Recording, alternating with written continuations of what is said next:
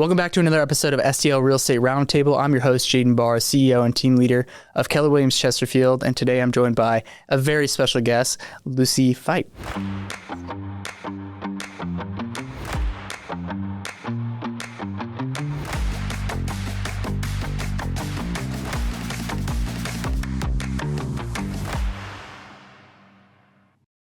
Thank you so much for taking the time to be on the podcast today. So appreciate it. And I see you just came from Mass. I know, Mass. Yes. I messed up a few things for you today, and the ashes were one of them. That's amazing. Sorry. That's awesome. That's awesome. So let's dive right in. What got you started in a career in real estate? Yeah. So I like this question because I don't know another career outside of real estate. So when I did, my path was always real estate. So I always joke, if in kindergarten, I would have held up a sign and been like, what are you going to be when you grow up? I would have been like, real estate broker. But my family actually comes from a background of real estate. So my mom has been licensed for, I think, should that kill me if I said over 50 years and that was wrong, but for over 40. She looks like she's 30, but she's been licensed for a while. And so she kind of led my path, I'd say, just growing up, that's what I saw her in. My family had a real estate brokerage that ceased business before I got into it. So I did my undergrad here in St. Louis, and then I was licensed actually my last semester of my last year in college. So wow, got licensed right away and started as a salesperson. And I always knew I wanted to have my own brokerage. And then, which I feel like the guidelines might be a little bit different now, but you had to be a salesperson for 24 months or have some sort of volume. I think there was a threshold for that. And when I first got licensed, I wrote the MREC a letter that said, I feel like I have the coursework. I had studied a minor or an emphasis in real estate in my undergrad. And I wrote the MREC a letter as to why I should bypass the 48-hour exam or something. And at that point, which is now dating over a decade ago, they accepted it. And they said you'd have one time to sit for the exam. And if you pass, you I think take a 24-hour course and you're licensed. So I thought I could do that for my brokers. And I was like, I'm going to write them again. And I don't think my volume was there. And I hadn't been licensed for 24 months. So as soon as that 24 months hit, I went and got my real estate broker's license and then opened up Blue Realty Group. That is amazing. Yeah. That's such a unique journey, I think, because I think a lot of people, at least people that I've talked to, their first career path is not real estate, right? Yes, they come from a different work background and definitely a unique journey. I know, and I wouldn't say it's necessarily the right or wrong way to do it because I think there's a lot of advantage for people that have a career prior to real estate. But for me, it's it's all I know. So I don't have, a corporate position that I can relate to in that regard. But so, and I guess I was 19 years old or 20 years old when I got licensed. So no one I really had was buying and no one was going to trust me selling. So for a while I was just anything I could do, get my hands on. I did just a lot of self-education at that point too. And ironically, my mom and I never were a team in that regard. I obviously asked if I could help in anything she had going on, but really it started from anything with first-time home buyers to investors to I showed rental property. I represented tenants. I did really just anything for the education and the experience.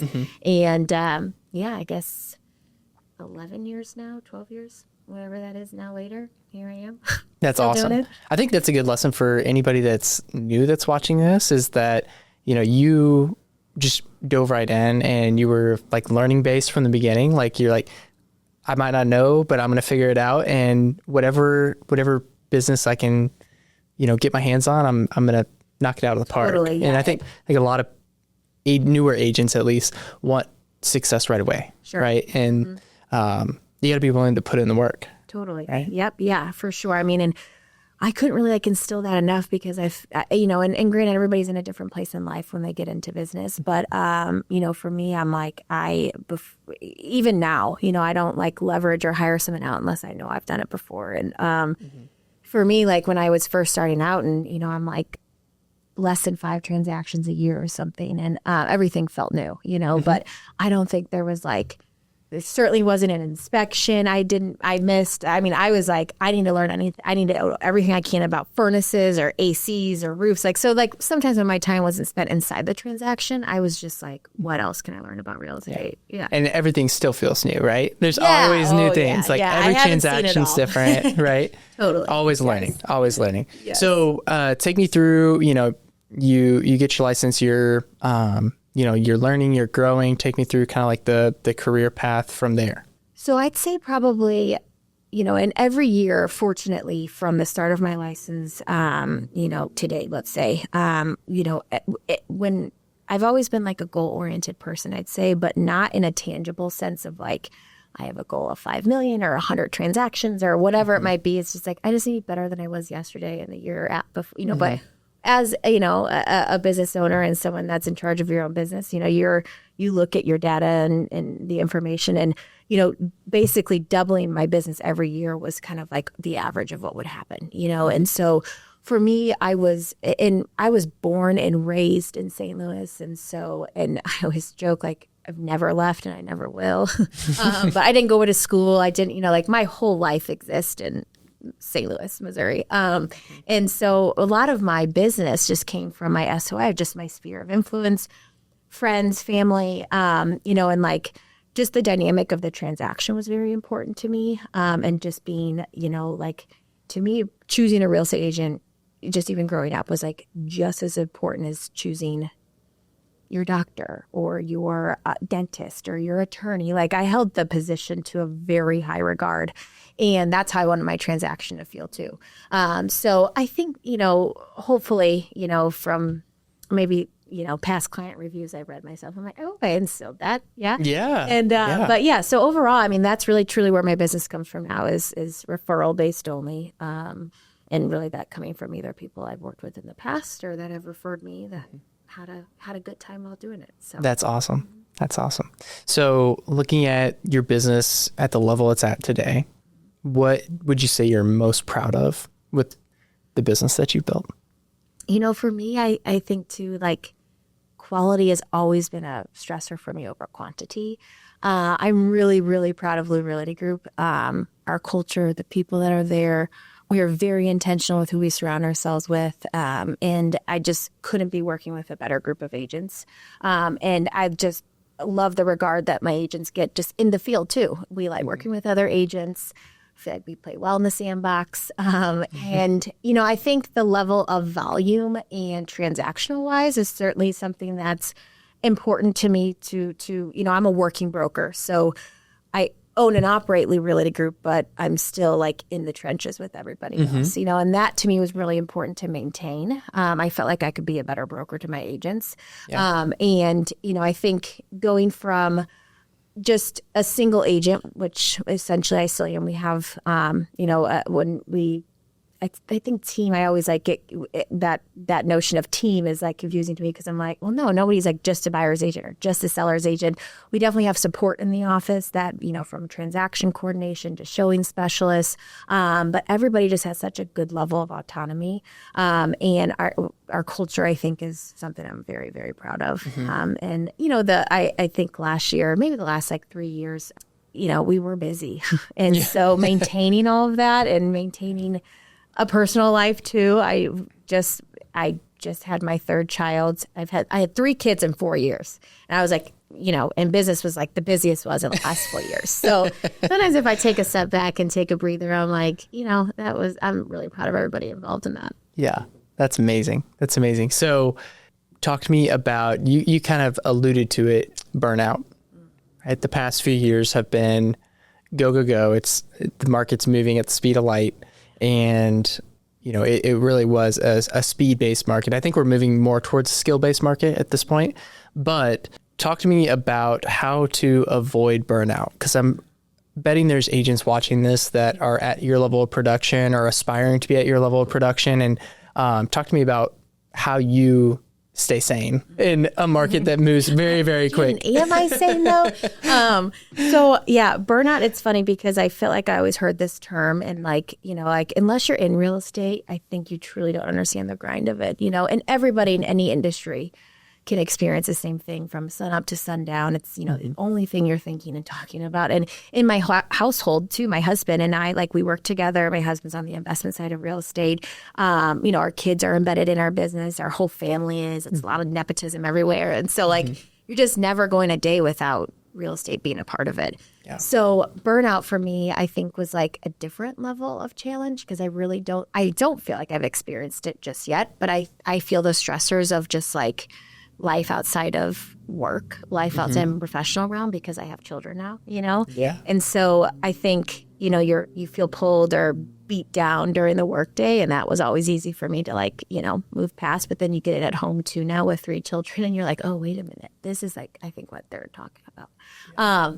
But I think the burnout aspect of it is like remaining focus of priorities, and the classic saying of you say yes to this, you're saying no to something different. And that no could be, arguably parenting for me is like, it's not the hardest thing you've ever done, but it's the most important thing, And so like, I can't have my yeses to work be my nos to my children. Yeah. So I think that was what forced me to figure out a different way, and I'm still figuring that out. So yeah, I am not a resource for a good example, but for sure, I think the burnout, especially when you get to a level of production, regardless of what work and family life looks like for that individual, is that, it's hard to figure out when to turn it off. But I think sometimes my saving grace is like, I'm not saving lives necessarily, right? So like whatever I think can't wait till tomorrow probably can, So I became pretty regimented with my day, years ago. And I think that has really put me in turn of like why maybe burnout hasn't experienced a few years before it should have, but, and I truly just love what I do. And that to me is like a different type of reward too. Yeah. I don't think you get to your level of production without loving it, right? I mean, I think people can sniff out someone that's just chasing a commission check. Sure. And, you don't get repeat business. You don't get referrals from people that, unless they truly felt that you served them at a high level, right? You're absolutely right.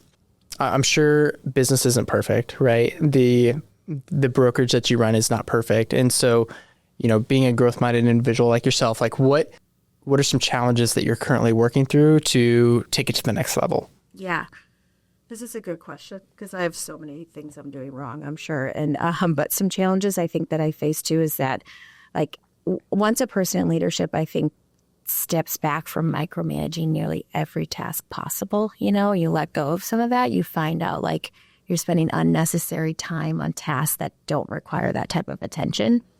And that for me was like, it's just like a part of my DNA. If I can make it a checklist or if I can make it a script or if I can make it, if there's a way to make it more efficient, I'm like there for it. But I think really trusting the judgment of others, was a big learning curve in just terms of like, I'm not the only one that can do it nor do it in the best capacity. And I think right now challenges facing of just like, we're kind of in this mindset of growth right now, growth from, a brokerage standpoint, growth from, volume and agents and transactions and so forth. And I think just deciding that, we cannot do it all, we have to, like, we are very slow to hire. And, and for us, it's just like, everybody's got so much on their plate, and it's like delegation, I think, is the hardest thing for anybody to work through, but it's definitely a priority for us right now. Yeah. So you mentioned stay in your lane. That reminds me of the Pareto principle, 80-20, right? Yep. So 80% of your results come from 20% of your actions. So find your 20%, stay in your lane, and it's going to take care of the results. I love it. Stay in your lane is like, I think that thought crosses my mind 4 times a day. Yeah. Yeah. So what have been the biggest lessons learned over the years in real estate? Oh, so many lessons learned. I'd say I have found myself and found like with what attracts me to like a lot of our agents too is like the only thing that's going to be worth something in this business is your name, and like just an ethical and integrity standpoint is so important. How you conduct business has been like one of the most important things for me outside of, where to find your next deal at, basically. And I'd say the trials and tribulations of just working inside of a deal when maybe, personalities don't match or the performance isn't there. And, I for one, like just hate feeling like I let somebody down, or didn't meet an expectation. But I generally find that people have resentment when the expectations were not set accordingly, and so I think systematizing my process personally, as far as a transaction goes, was a big pivot in my business, maybe, a few years, 5 years ago or so, that I felt like probably took my business to the next level of actually systems and processes that, my transaction really doesn't differ. It's just the way that I do them, I'd say I've learned so much from just other agents too, and deals that have gone south and the deals that have, the one thing I've loved about just real estate in general, and the thing that I think are the two, if I had to be like, what's my favorite part of real estate? The negotiations and problem solving is a big one for me. I really feel like I thrive in that regard. And that to me was like a tool I wanted to keep sharpening. And I feel like I've, from books to podcasts, it was my favorite topic to explore was negotiation or, just creative thinking, creative problem solving. And that to me then translated into just my business with clients, whether it be for buyers or sellers. And as you know, the market that we've experienced since, what feels like half a decade now, since 2020, it's fast paced. It's, do or die. It's, and it's a big decision for everybody, of course. So I think that being transpired into my business really is what growth, where that started. And in turn, I wanted to basically everything that I thought worked or that I knew or whatever, I wanted to instill in my agents too. Mm-hmm. Yeah. Passing down that knowledge, passing down that expertise, right? Mm-hmm. So you mentioned systems. I think any agent that's closing a significant amount of volume and units, eventually you can't do it all yourself, right? And that's where systems, people systems and tools, that's where we find leverage in our business, right? And the cool thing about real estate, in my opinion, is that we get to create an experience for someone else. And you mentioned setting expectations, right? So curating your systems over time, you think about, you drive through a Wendy's drive-through and you say, I want the Baconator, right? Mm-hmm. That Baconator is going to be the exact same at every Wendy's that you go to because they have a system and they have a process, and the script that the person in the drive-through window is going to be the exact same at every Wendy's, or else that person's getting fired, right? So they have systems, they have processes to create an experience, to create their Baconator, right? Yeah. And same thing for us in our business, right? And if you don't have a system, it's hard to scale and hard to grow. So you mentioned you have systems in place now. So talk to me about how that has grown over the years. Was that something that you realized from the very beginning, or something that you've kind of curated over time? Yeah, I'd say yes to both. Something I knew from the get-go that was important. And, like I said, my personality type too, just if I could document it, if I could checklist it, I was going to do it, so that transpires into my whole life, really. If you don't believe me, just ask my husband, I'm sure. But the system, I think, got more fine-tuned for me when I did bring on some leverage, is that we had the need for, a transaction coordinator. We had, a need for just an administrative staff within the office. And you've got to teach somebody how to do these things, right? And so that kind of I think where the system and processes, took off in terms of just, being able to create it and then implement it. And I'd say, really from just what we would refer to as start to finish, as far as taking on a client, taking on a customer before they're the client. And then once the client occurs and the transaction's closing, and, from really just start to finish, the phone call to the closing table, that is systematized for us. And not so much in the sense of the client, we sure hope doesn't feel like that, but, most of the time, if we have repeat business, our client knows what we're referring to when we talk about a buyer intake form or a seller intake form. They know what our consultation is going to consist of. They know what happens after it. And I have found every time I try to pivot from it to be they get it, they've done it before, or I don't need to do it, or, something, it doesn't serve. Falls apart. Yes, certainly. Yeah. Yep. And so, and I'd say on average, the average consumer, it probably moves 3 times in their life, and so that experience, I try to preface even with, both buyers and sellers, like whether this is your first time or your 10th time, like we start the process the exact same. And as long as I hold myself to that expectation personally, I typically get the result that I want, for the client. Mm-hmm. So you spent your whole life in St. Louis. Yes. What is your favorite part about being an agent here? For me, being an agent here, like I take so much pride in St. Louis. I was born and raised here. My husband and I, like, our travels exist inside St. Louis. And so, like, we just rarely leave. So it's kind of like a joke, Lucy thinks St. Louis is greater than the beach. And frankly, I do. But I think I just love being a part of the real estate transaction here, too, is because, like, somebody's planting roots here for one reason or another. They're coming here for a job or they're leaving, but something has brought them to St. Louis. And a lot of times the people that are also the same as me, as far as born here, raised here, never leaving, I like their conviction to just, whether it be a certain area, a parish, a school, a community, whatever they're a part of. And just the diversity of St. Louis in itself, of like all the different areas you can live in, all the different neighborhoods, all the different communities. And just even within that, there's so much pride. You don't meet somebody from St. Louis Hills or the Hill or Sunset Hills or Crestwood or St. Charles that like isn't deeply convicted to where they're at, where they came from or what have you. So, and it's funny because like, I'm sure you've heard this too, but like no one asks where you go to high school in any other city, except ours. And that's probably, if I could like put it into just one tagline why I love St. Louis, it's like basically because of that question, and not so much I think all the meaning that's behind it, but it's just that like, you can be as involved as you want, and I think just being in a place where I was born here and raised here, and like I hope my family's deeply rooted here in the future too. It brings me like a lot of joy to think like centuries of a family could be in one place and it serve itself right. It's a beautiful thing, right? Yeah, it sure is. It sure is. Yep. So what do you want Lou Realty Group to be known for? Oh, so what I feel like I want Lou Realty Group to be known for is like so simple, and it's how it's been from the get-go, is that like we are like just what I'd say mission and vision, and is like to create an experience so memorable that when people think of St. Louis, they think of Lou Realty Group. And it's not just we want them to think of Lou Realty Group because of real estate, is that sure that's what we do, but we want to be thought of when you think about it in general, or like where's the best place to go to eat, or what's this to do here, or the best park, or like we would like to be more of like a lifestyle than anything else.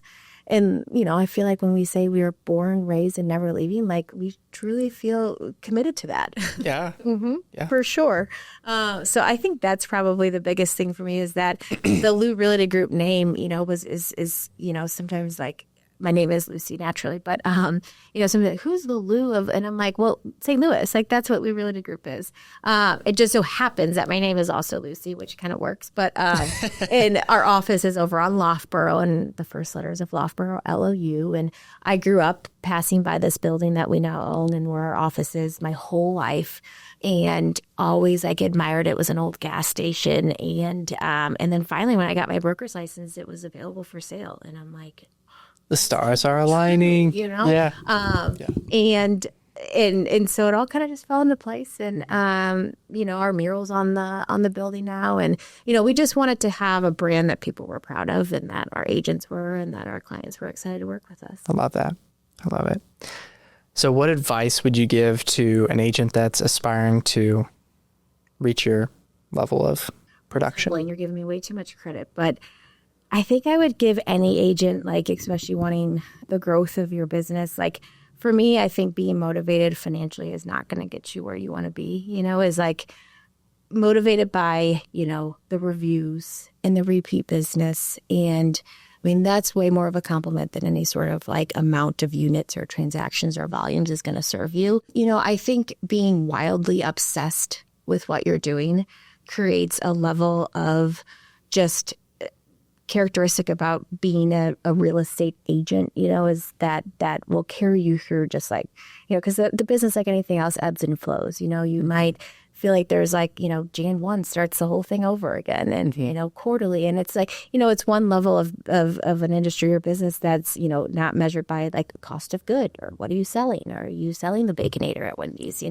And so I think just staying wildly obsessed and so focused and disciplined is what allowed me to operate in a capacity that was, what I would refer to as more than full time. You have to want that, of course. And I highly respect the people that value more things than just, work. And, I think just staying the course, and finding is just like keeping it simple, is like complicating things and all these different, as an agent, of course, you can get pulled in so many different directions of how to get the business and what services should you add. Shiny object syndrome. Yes. Shiny objects. And for me, like, kind of translated to the rest of my life too, is like, for me, that's like not, super important in terms of like what's the latest and the greatest and the shiny and, like just authentically, organically and humbly, being the best that you can be in your field is like what I think spending the most time is important on. Business is really simple. We make it more complicated than it needs to be, right? So it's all about conversations, relationships. I just got back from a conference and Gary Keller said on stage, if you're not having the amount of real estate conversations and the amount of appointments that you need to have, we really have nothing else to talk about, right? Go talk to people. Yeah, exactly. Go talk to people. You're so right. It's as simple as it can possibly be. Yes. Right? Yep. So not every day is perfect in real estate. We all know that. If a deal falls apart, right? A listing falls out of contract, buyers have to move on from a deal, or they say, you know what, we're just going to hold off.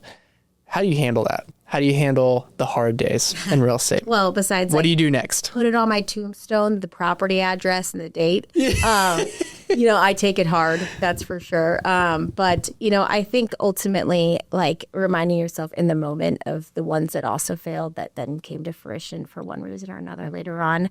I think it's like the classic cliche of it all happens for a reason, but hence my ashes. I am a firm believer in the good Lord Almighty. But, I'd say like when I have an issue like that, like a deal falls through or, it's just a troubled situation, is that like also recognizing that it's like, should I have taken that on in the first place? As like, was I the best fit for that? Or is this a me problem or is this a somebody else problem? Take a good, long, hard look in the mirror. Yeah, exactly. And I think that the situations where, I is like what has proved to be effective for me is that like, if depending on the amount of parties involved, is this a buyer client, a seller client? Is it, how many people are involved? But really making sure that everybody's reminded of like, we are working together here, as far as what is the issue at bay.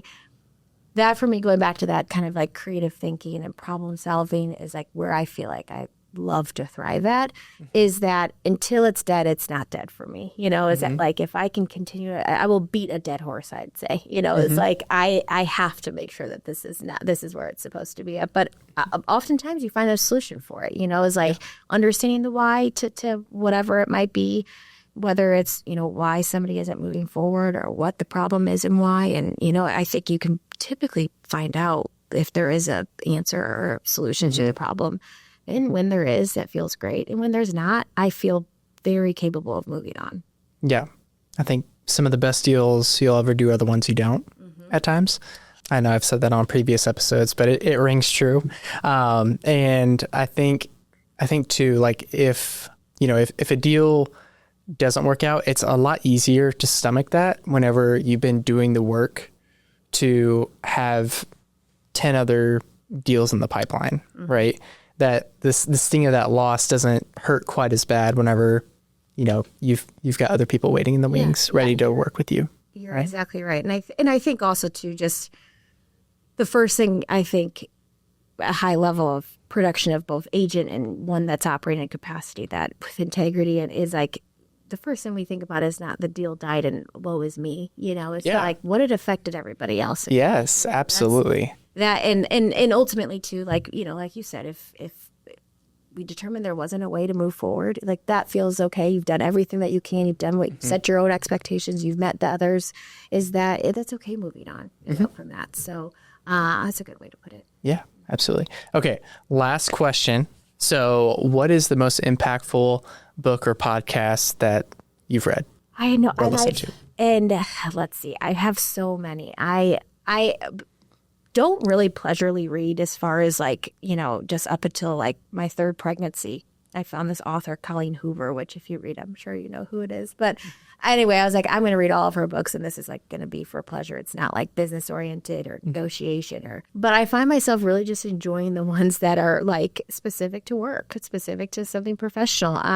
And I feel like I really love like Larry Kendall with the Ninja book, which I'm sure, have you heard of that one? Have you read that one? Yeah. I think he just has really good key takeaways. I think he structures his business in a like mindset in terms of what it takes for longevity and what it takes to last. And so I think anybody reading or getting into real estate, like the Ninja, I think it's Ninja Warrior, is it called? Or by Larry Kendall. And something with Ninja in the title. Ninja, is like a good book to have on repeat for somebody. I've read a lot of Gary Keller stuff too, so I think those are noteworthy. One that I have been more recently like embedded with is Die with Zero from Bill Perkins. And the title I feel like is so misleading on like, die zero and like, is this just like a wealth and financial book? And it's not. It's just about like the efficiency of your life and how you want to structure it.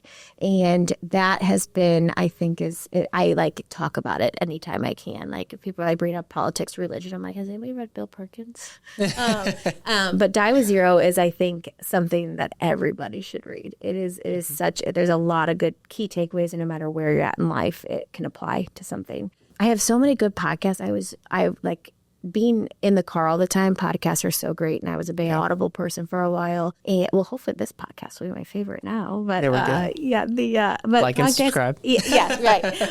But podcasts, really, my podcasts, like they're just all about real estate and all the like. But How I Built This is a podcast, I think through NPR, and I really enjoyed that. It's just about it's a nice break of being like outside your industry. You know, I think, and that's probably where I thought burnout was happening to me unconsciously, because I'm like, I want to listen to something else other than real estate related. But it was like entrepreneurship and how people get started, as far as like Uber's been on there, and the founder of Spanx, just all different very successful companies, and entrepreneurs is just my favorite topic to read, listen, watch.